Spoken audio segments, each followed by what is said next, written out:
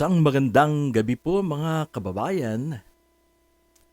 Andito na naman po tayo para pag-usapan po natin ang nakakalungkot na sitwasyon ni Dr. Willie Ong. Alam naman po natin na si Doc Willie Ong ay malaking tulong po sa ating mga Pilipino, lalo na po sa information dissemination about health and wellness. He has been blogging at ang sentro nga niya po ay ang isang healthy na pamumuhay. Mga bagay na kung anong mga dapat iwasan, things to prevent para hindi po tayo magkasakit, etc. etc. Napaka-comprehensive po ng kanyang mga talakayin. At ito nga po, ngayon siya po ay humaharap sa napakalaking pagsubok sa isa pong health issue. Siya po mismo ang tinamaan ng sakit na cancer. Alam po natin na hanggang sa ngayon ay wala pa rin pong direktang lunas ang sakit na cancer. At despite of their research na ginagawa po ng tao all over the world, wala pa rin pong direktang lunas itong cancer po na to. Mahirap po talaga. Mahirap ang kaharapin ang kaaway nating itong sakit na po na ito dahil ang survival rate po is kakaunti or napakaliit. Marami po ang mga hindi po nakakalusot o hindi nakakapag-survive. Although, meron din pong mga survivors din po. Pero swerte-swerte lang po yan. Yan po ang sitwasyon ngayon ni Doc Willie Ong. May mga importanteng bagay na sinabi po siya sa kanyang mga latest na mga videos. Nabanggit po niya na wala naman silang problema sa kanilang family sa cancer. In his case, wala. Wala pong nagkasakit or na walang namatay sa kanila sa cancer. Besides, healthy po ang pamumuhay ni Doc Willie Ong. Makikita mo naman. Sa katawan pa lang, maganda po yung pangangatawan niya. Hindi siya masyadong payat, hindi na mataba. Tamang-tama po at saka yung tamang pagkain yan po ang kanyang laging ini-emphasize ang mga dapat nating kainin, mga healthy foods. Yan po, pero unfortunately, siya po ay tinamaan ng sakit na ito na pinaniniwalaan niya ngang dala ito ng stress. Yan po ang kanyang ipinahayag sa kanyang latest na videos. Dahil po sa sinabi ni Doc Willie Ong, dapat pagtuunan po natin ng pansin ng ating klase ng pamumuhay. Dapat balansehin po natin ang ating oras para sa ating sarili. Napakahalaga po na may balance ang ating pamumuhay. Huwag nating i-focus sa trabaho, na talagang maghapon hanggang gabi, natutok tayo sa ating trabaho, na wala na tayong panahon sa ating pamilya, sa ating sarili, napapabayaan na natin. Dapat po na balansehin po natin.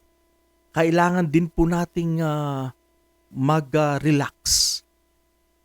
Dahil ang buhay po ay punong-puno ng stress. Yan po, pag sinabi nating stress, these are pressures of life. Napakarami pong pressure ng ating buhay. Maaring pressure sa pambayad ng bahay, pressure sa nakauutangan, at pressure sa health, at iba pa, marami pa. So marami pong pressures. Kaya dapat bigyan po natin ng oras ang ating sarili.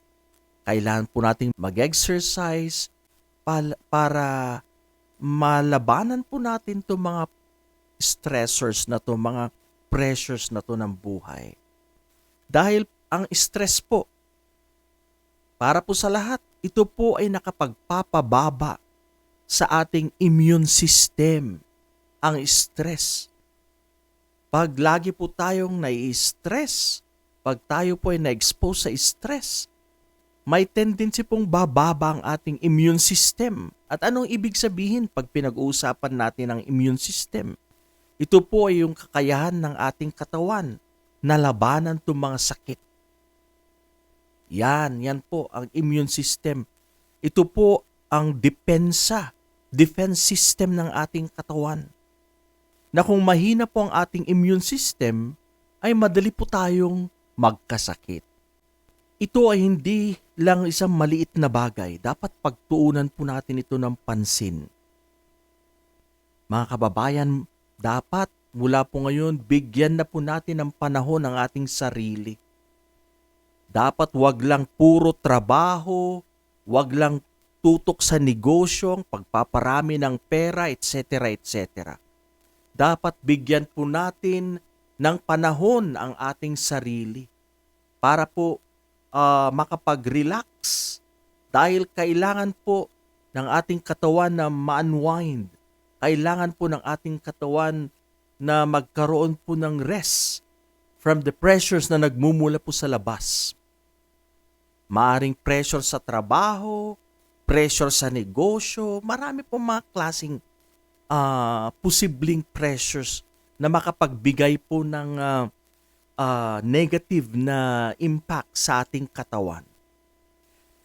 At the good doctor was able to identify and he believes what caused him para po magkaroon ng cancer ay ang stress. At yan nga po, napaka lungkot. Sinabi po niya na dahil po sa mga bashers, he believes na naapektuhan po siya dahil sa mga bashers, sa kanilang pagtutuligsa sa kanya, sa mga kritisismong binabato sa kanya. Bakit kaya? Ang dami pong mga bashers. Pero bakit po nating ibabash ang isang tao na gumagawa ng mabuti para sa marami? The doctor was trying to educate us. The doctor was trying to enrich our knowledge, especially po sa medical field at sa health and wellness. And yet, there are so many people out there na nagbabash. Sinisiraan po siya. Kahit na ano-ano po mga pinagsasabi na ginagamit daw ni Dr. Ong ang kanyang platform since marami po siyang mga subscribers para po sa pansariling interes, etc. etc. Well, masakit po yun. Alam nyo, iba-iba po ang tao. There's what they call individual differences. So, we are all different. We are unique people. Iba-iba po tayo. Nakikita ko po dito na si Doc Willie Ong, siya po yung isang tao na madali pong masaktan. He is very sensitive. Madaling maapektuhan po sa mga pinagsasabi na hindi totoo ng mga taong around him. Meron pong mga ganyang mga tao. Kasi yung mga ibang tao, masakit magsalita o yung mga pinagsasabi po nila ay hindi naman totoo, walang katotohanan. And they're trying to destroy us. At sa case po ni Doc Willie Ong, yun nga, naapektuhan po siya. Dahil po sa mga negative comments, remarks na mga taong wala pong magawa sa buhay or maybe baka po mga naiinggit sa kanya. Dahil he is so blessed. He is so blessed with family. He is so blessed with napakalaki po yung kanyang pool of subscribers. Umabot po sa 9 million something? He is so blessed with temporal things, so mga material, makamundo. Pero you know what? Despite of these blessings, especially po sa temporal blessings that the doctor has, nakikita ko po sa kanyang mga videos, vlogs, na he is sharing his blessings to the people. Yan po ang naobserbahan po natin. Hindi po siya yung madamot na tao na napakalaki po ang kanyang subscribers pero hindi naman tumutulong sa kapwa-tao. In the case of Dr. Willie Ong, nakikita po natin na he is so generous. Talagang open po ang kanyang kamay. He tries to reach out to people, especially yung pong mga mahihirap. Yan, may mga items po na pinamimigay po siya, etc. etc. Kaya nakikita ko pong mabait po siyang tao, hindi po siya madamot. Mapagbigay. Yan, kahit na bless po ang kanyang life, hindi niya po ito sinusolo. Hindi po siya yung klase ng tao na madamot, na makasarili. Hindi po. Iniuna niya po yung mga tao. Iniisip niya po yung mga mahihirap na ating mga kababayan tulad nating mahirap. Yan po si Dr. Willie Ong. Sayang nga lang. Sayang na sayang talaga na hindi po siya nakapagsilbi. Hindi po siya nanalo sa eleksyon nung tumakbo po siya dahil bagay na bagay po sa kanya ang manilbihan. Yan. Talagang pwede po sa kanya ang pagiging isang public servant. Dahil nakikita po natin na in his nature, matulungin po siya sa mga tao. Yan po ang nakikita natin kay Doc Willie Ong. Napakalungkot pong tignan na siya po'y nahihirapan sa kanyang bed, sa hospital bed. Napansin mo po na pumayat at yung katawan nga niya po ay may karamdaman. Ang dasal po natin para kay Dr. Willie Ong, sana po magkaroon ng miracle at siya po ay mabigyan pa ng pagkakataon na mabuhay at ma-extend ang kanyang buhay at makapagsilbi sa maraming tao. Para po matulungan niya ang mga mamamayang Pilipino. Yan po ang ating pinagdarasal para sa kanya. Alam niyo po, may sinabi po siya lately, si Doc Willie Ong. I got struck nung marinig ko po itong sinabi niya na totoo naman. Sinabi niya po na ang ating mga politicians sa Pilipinas ay mga korap.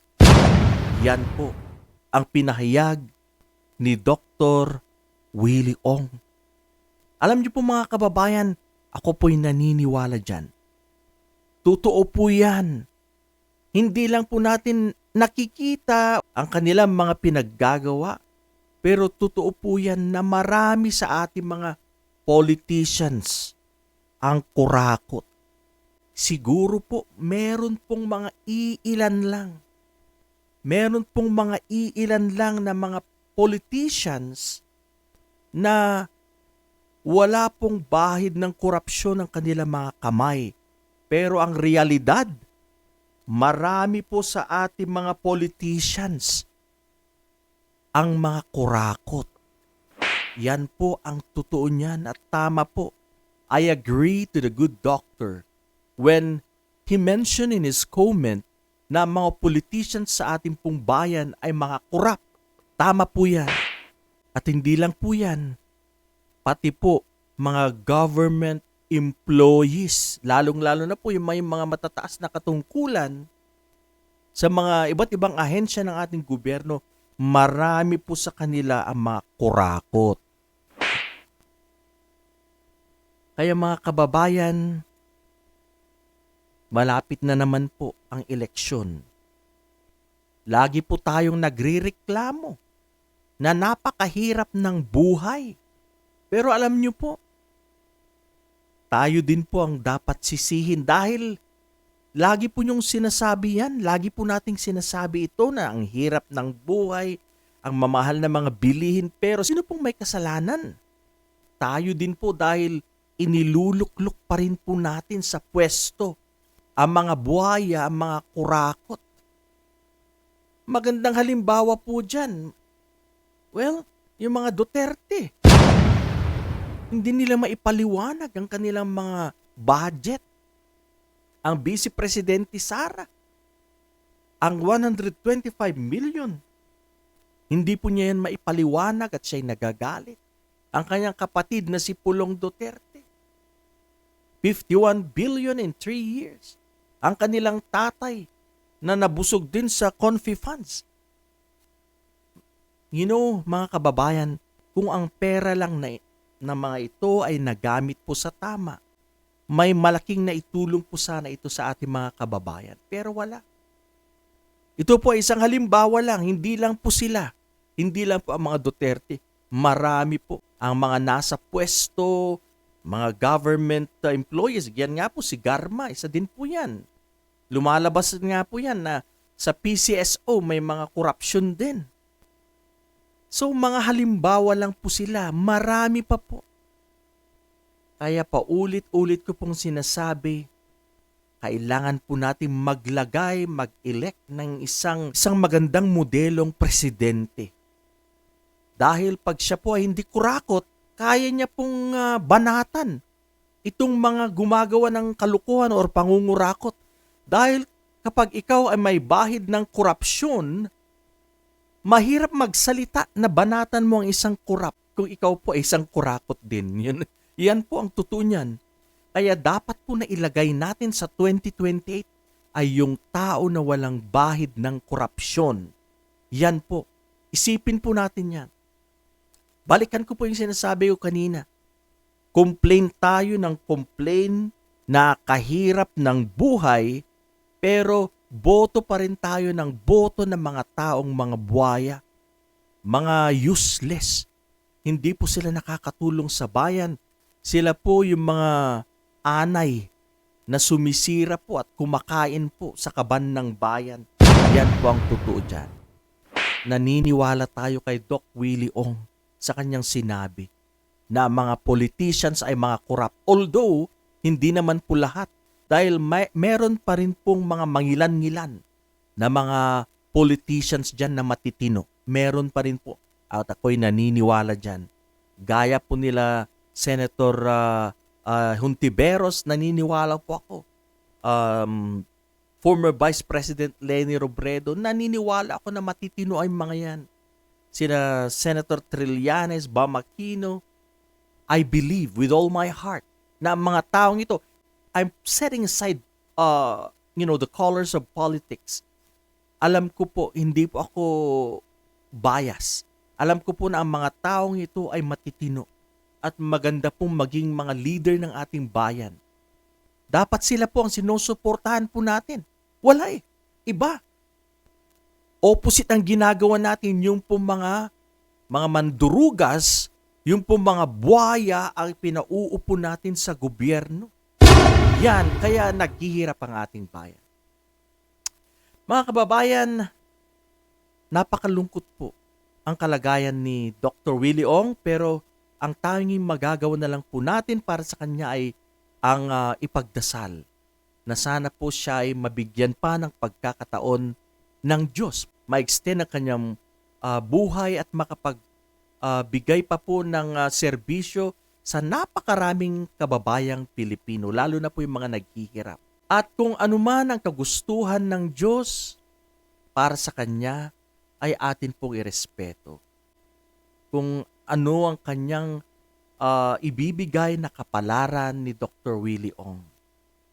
Hindi po natin pwedeng i-question ang kagustuhan ng Diyos. Pwede nating sabihin, Diyos ko, please, pagalingin mo po si doktor. Pero in the end, the Lord's will be done. Thy will be done. In the end, yun pa rin pong kagustuhan ng ating Ama sa Langit ang masusunod. Okay, mga kababayan, isang magandang gabi po sa inyong lahat, isang magandang umaga. Mag-iingat po tayo lagi. Huwag kakalimutan, patuloy po nating yakapin ang katotohanan at maging isang tapat at mapagmahal na isang mamamayang Pilipino. Marami pong salamat.